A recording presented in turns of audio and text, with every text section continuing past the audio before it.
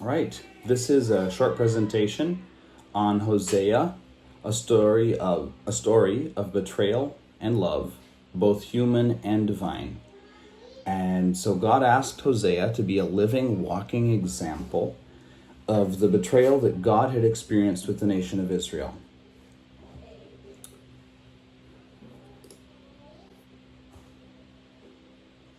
So to start with a very condensed outline of the book of Hosea, we have chapters 1 through 3 are the story of Hosea and his family and the direct correlation between his children and marriage with the harlot and the nation of Israel. Chapters 4 through 13 are the main message of rebuke and coming judgment. And chapter 14 is the promise of restoration. And just a little bit of background on Hosea. He began his ministry during a relatively prosperous time, during the reigns of Jeroboam II of the northern kingdom and Uzziah of Judah. And he preached primarily to Israel, but somewhat to Judah as well. So this made him contemporary with Amos at the beginning of his ministry and Isaiah at the end of his ministry. And we see that in this timeline that I made. I used the dates from our textbook to make this timeline. And rather than squishing anything down and pretending that everything is perfect and peachy keen, I just overlapped the dates as they are in the textbook, understanding that much of the overlap here of the different kings is explained by co-regency, and some also just from not knowing exactly when certain dates were, or maybe there was a co-regency on both ends of somebody's reign, and so we don't know how many years on each end and how that all worked out. So there's just some unknowns. But we see that the ministry of Hosea possibly overlapped with Jonah. Don't know exactly, but they certainly overlapped during the same time span of the kings of Jeroboam II and Uzziah. And then he also overlapped here with Isaiah and with Micah.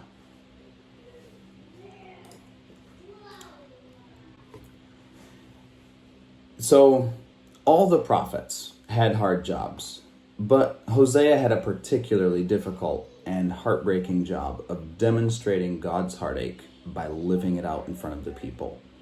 So the opening chapters of the book of Hosea tell us the story of Israel lived out in parable. And just as Hosea named his children these repugnant names and then renamed them later, as he rejected his wife and then brought her back again later, God promised to do the same thing with the nation of Israel.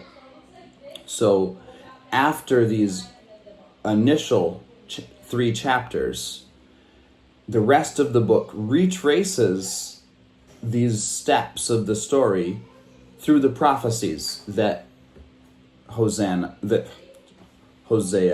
gives. So in these first 3 chapters, we follow this progression of he married a woman he knew would be unfaithful, and then he named his first son Jezreel, which is the name of a valley in which he prophesied that Israel would lose a great battle. And then he named his first daughter No Mercy. And then he named his second son Not My People. And then he called his sons My People and his daughter Loved. But he still called their mother Not My Wife. And then we see he was finally reunited with his wife. And then when we move on to the rest of the chapter with the prophecies, God's marriage to Israel is assumed And in chapters 4 through 5, God rebukes the unfaithful nation. And then we see in chapter 6 this positive response of the people. But God says their loyalty is like the morning dew that is gone in a moment. And so the negative prophecies and rebuke continue. And in chapters 7 through 10, their rejection is pronounced. And then in chapter 11, God yearns over Israel. He reminds them of their sin and their troubles that it brings in 12 and 13. And then finally in chapter 14, God calls for and promises reconciliation. So there's not an exact and perfect correlation between the names of Hosea's children to a particular chapter of Hosea. And I'm not trying to be that specific, but the overall pattern matches of the progression of the prophecies, starting with rebuking for the unfaithfulness, the rejection pronounced, and then reconciliation in chapter 14. Follows the same pattern of Hosea's relationship both to his children with the names and with his children and the names that he gave them and then renamed them, and with his wife and the reconciliation we see that he had with her. And so some immediate implications of Hosea's message. The main thrust of Hosea's message was directed towards the northern kingdom, which went into captivity in 722 BC. But he extends his message to Judah as well, and he implies the fall of Judah by his prophecy of Judah's restoration together with Israel in chapter 6, verse 11. So the fall of Jerusalem in 586 BC is also part of the immediate implications of his message. And then after the exile, God restored Judah to be a people again, and God rebuilt the temple. And so we see this restoration in 5, and I put the date in wrong. We see the temple rebuilt in 516 BC. And so those are some immediate implications. But then we continue on to future implications.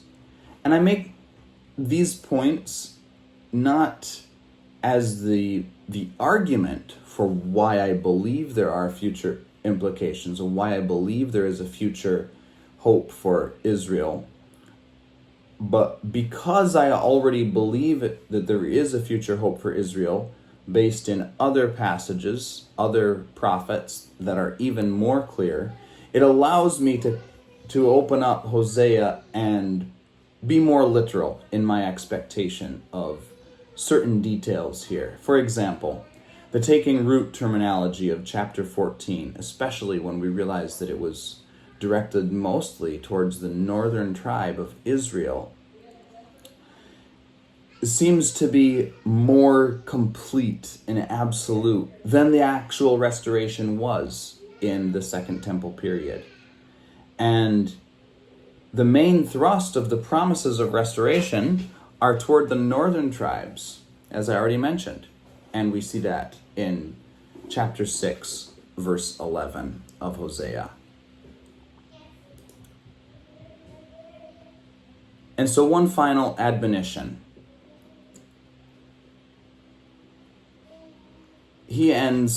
Hosea ends the book by saying, "Whoso is wise, let him understand these things. Who is prudent, let him know them. For the ways of the Lord are right, The righteous walk in them, but transgressors stumble in them. We who are emotionally disconnected from the events of the day are naturally inclined to see these predictions that Hosea makes as just. The people were breaking their covenant with God. So we easily see these things as just, but the people who were in this time period where God was telling them they were going to go to exile, their cities were going to be destroyed, were more likely to have not seen this as just as we naturally do.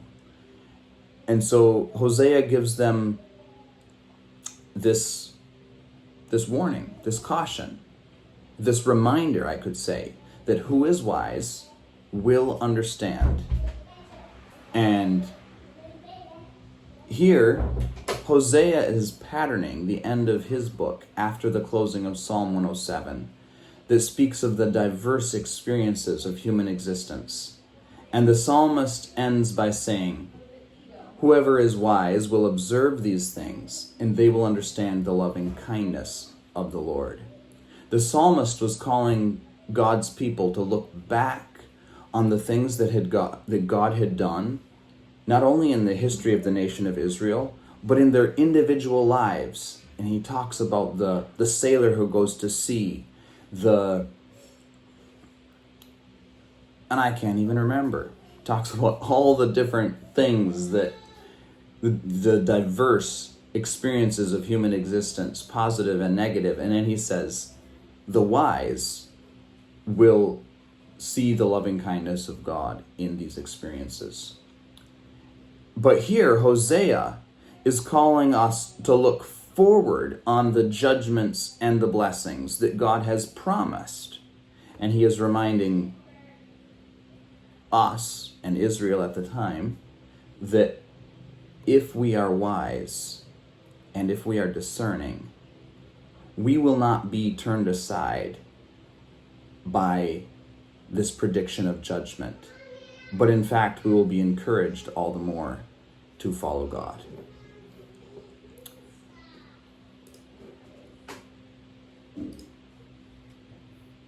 So, my main sources have been our textbook and the NASB headings. This has been a presentation on Hosea, and I am Ezra Brainerd.